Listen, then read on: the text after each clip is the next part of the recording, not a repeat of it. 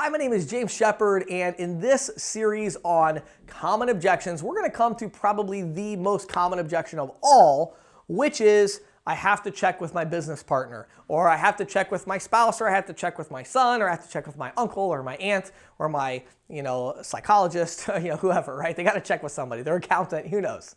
So we're going to cover about 8 objections here all at once, and it honestly is probably one of the most common objections. And the interesting thing is there's actually a lot of different ways to handle this one, but I'm going to talk to you about this one because it presents a unique opportunity to explain to you the strategy of when an objection happens to, kind of get around the objection by agreeing with them. So usually when someone gives you an objection, there's a reason it's called a rebuttal. The rebuttal is like, I'm rebutting or disagreeing with what you just said, right?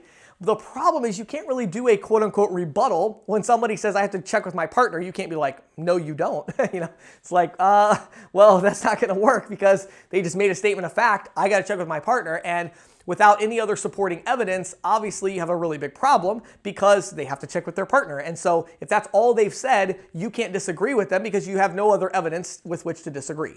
So what do we do? First, we start by agreeing with them, okay? And this is really important for 2 reasons. Number one, usually when somebody says I have to check with my partner, this is in their mind a test to see if you're a pushy salesperson or if you're a serious professional, okay? So we certainly want to pass that test, which is why I like to agree with them to start with. And so I'll say something like, and again, kind of a buffer statement right at the beginning. I'll say something like, well, I certainly understand that. I would never want you to make a decision that both you and your partner are uncomfortable with. Let me ask you this though, when is the best time for me to speak with both of you? That way I can help you to get all the information you need to make an informed decision. Okay? So why am I doing that? Why am I agreeing with them? And again, I'm not going to argue with them at this point. If they say something in response like, well, he's really, really busy. If you just leave me your proposal or shoot me an email, then, I'll follow up with them. If they say that, I say, oh, of course, no problem. I'll get some stuff together and shoot that email over to you. I'm just going to agree with them, right? So right off the bat, I just want to agree with them, and that's it. And I want them to feel comfortable like they're off the hook. Also, I do want to have a backup plan because if they legitimately do have to check with their partner or their spouse or whoever, I want to be able to come back and actually still make the sale. But my goal here is to actually move forward and to move past this objection. So I'm going to start off by agreeing with them, which is pretty simple, right? So we've agreed with them. Now what do we do? I say, yeah, of course, I'd be glad to do that. Now, let me ask you a question because it's really important for me to understand kind of the dynamics of the partnership. What about the service that I'm providing do you feel your partner would be most interested in understanding better?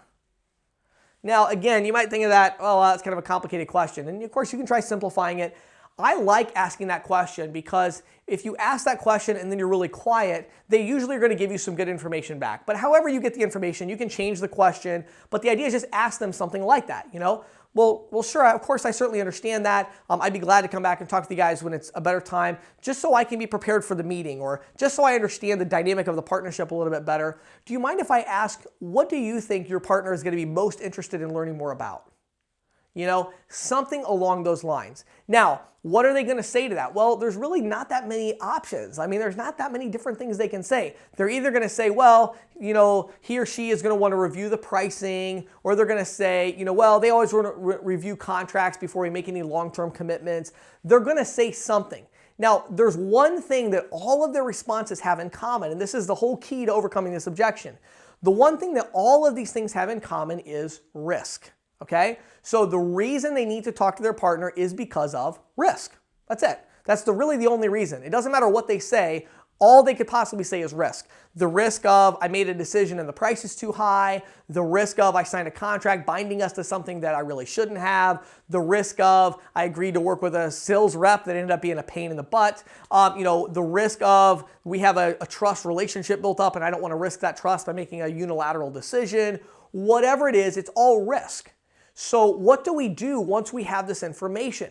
Well, if you watched the last video, you probably are already one step ahead of me, which is we move into a no-risk close. So what we're going to do is we're going to isolate these things. It's very important before we move into the no-risk close that we actually take notes on this though, okay? So what I mean by that, you should have with you when you walk into the business, you should have some type of notepad, portfolio book, something that you can write on and a pen.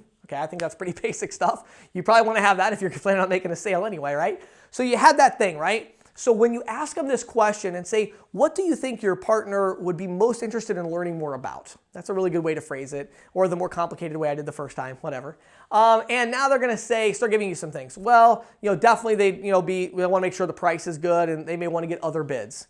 Sure, of course. Now you don't argue with them. You don't rebuttal anything. You just say, sure, hold on one second. If you don't mind, I want to take some notes. Now, when you do this, some of you have never done this, which is so sad to me. It is just going to blow you away when you try this the first time, because whatever you write down, I mean, you could write down your kid's favorite cereal, as long as they don't see it. They're going to be super happy that you're doing this, because it just shows that you care, and it shows that you're trying to understand them. So you're like, hold on one second. If you don't mind, I just want to take some notes. I have a terrible memory. So you said they're going to want to make sure it's the lowest bid. That makes total sense. What else do you think they'd be interested in? You really got to have that look. The look. You have to look interested. I don't know how to, explain it. It's a look. That's why this is not a podcast. But you got to have a look. Like, okay, wow, yeah, I can, and again, the buffer statements. Oh boy, I can definitely understand why that would be very important to them. What else?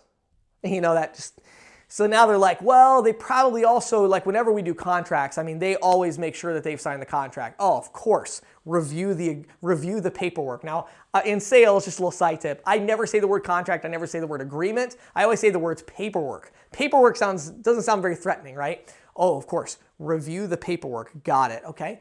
Anything else you can think of, or are those the only two big concerns that you think?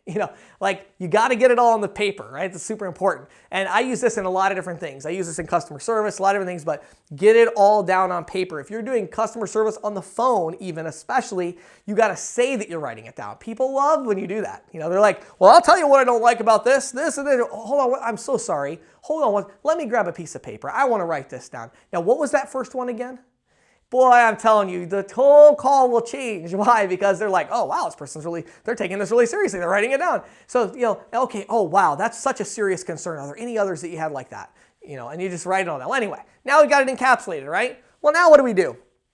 We go through them one by one, and we just remove the risk, right? And I'll literally cross them off on the page. So let me give you an example. I will say to them something like this. I'll say, okay, now, these are all really serious. Now, just real quick, and I know I've taken a lot of your time already. Give me another 2 or 3 minutes here. So let me go through each of these with you real quick before we meet with your partner, because I actually think, and I could be wrong, but I think we can deal with some of these right now just to save time in the process. See what I just did? That's such a nice buffer statement. Oh, of course, that makes sense. Everybody wants to go faster, right? So this first one here, we're talking about the price. Now, one thing that we do that I just really think your partner's going to love is that once we move forward and you've taken advantage of this opportunity, what's going to happen is we have a guarantee so that any written proposal that you send to us, we're going to immediately match it. So the great thing is you already know you're getting good service. I mean, we're local. We're going to be here to support you. Obviously, you can tell just from talking to me for a little bit, I hope, that I take my business and my reputation very seriously. So we're going to take really good care of you. But on the pricing side, I'm giving you what I think is a really competitive rate. I'm very confident no one's going to beat it.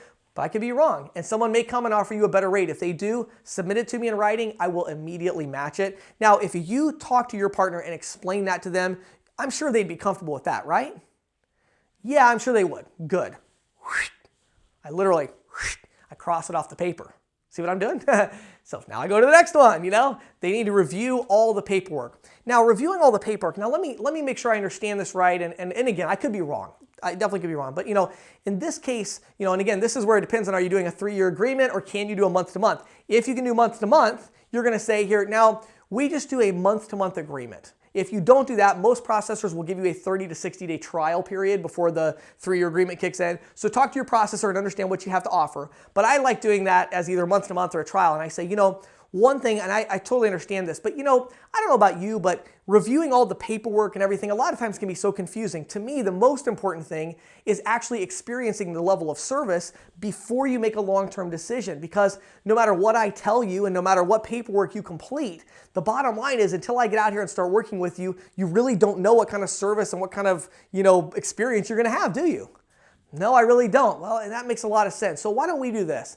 If we change this to just do it as a month-to-month program, that way there's no risk whatsoever. If your partner jumps into this and after a couple weeks says, well, hold on, we don't want to move forward with this, It's not that you haven't signed anything binding whatsoever. You've just completed our month-to-month paperwork and there's no initial investment at all. So really when you think about it, there's really not a lot of risk there. I mean, would you agree with me that your partner probably isn't going to be as concerned with you starting something that's month to month, and most likely your partner would prefer to actually see the results of what we're offering before you make that long-term decision? I mean, that makes sense, right?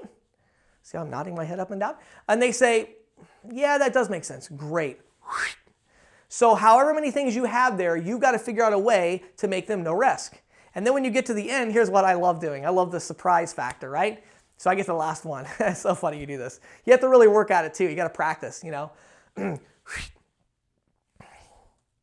Oh, wow. Well, I mean, unless I miss something, that's really the only thing. So I guess at this point, probably we should just go ahead and move forward. And then should we plan to set up a meeting maybe in 2 to 3 weeks with your partner so that they can kind of review the progress of what we've accomplished so far?